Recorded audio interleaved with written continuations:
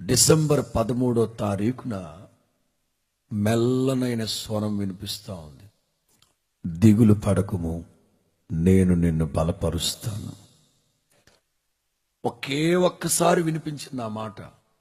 ఎక్కడ లేని ధైర్యం వచ్చింది నాకు. క్రొత్త వాగ్దానం ఏమీ పుట్టలేదు నాకు. ఆ వాగ్దానమే ఆ 13 రోజుల్లో కొన్ని వేల సార్లు నా అంతటి నేను చదువుకున్నా నాకు ధైర్యం రాలేదు. కానీ ఎప్పుడైతే మెల్లనైన ప్రభు స్వరం వినిపించిందో అప్పుడు నాకు ధైర్యం వచ్చి, నేను చావను, సజీవుడనై నా దేవుని యొక్క క్రియలు వివరిస్తాను. దేవునికి స్తోత్రం.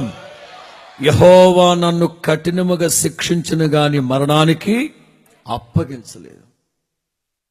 అప్పుడు రాసుకున్నాను నేను ఆ పాట. నిరంతరం నీతోనే జీవించాలని ఆశ నన్నిల బ్రతికిల్చుచున్నది.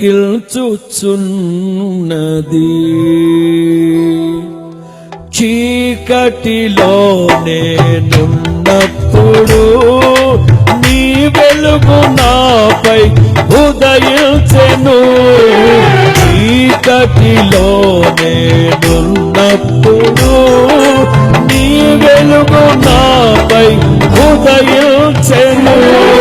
నీలోనే నేను వెలగాలని, నీ మహిమ నాలో నిలవాలని, నీలోనే నేను వెలగాలని, నీ నాలో నిలవాలని. నారే నారే నారే నారే నారే నారే నీరాకడకై నిరంతరం నిరంతరం నిరంతరం నీతోనే జీవించాలనే ఆశ నీలా బ్రతికించుచున్నది.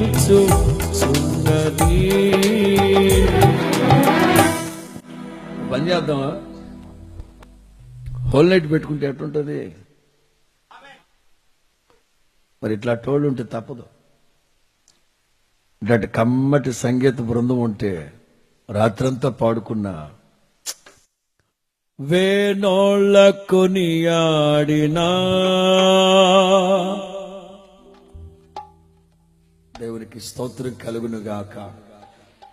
క్రొత్త వాగ్దానాలు ఏవి పుట్టు, ఆ సందర్భాన్ని బట్టి ఉన్న వాగ్దానాల్ని పునఃప్రతిష్ఠిస్తారు. నిశ్చయముగా నిశ్చయముగా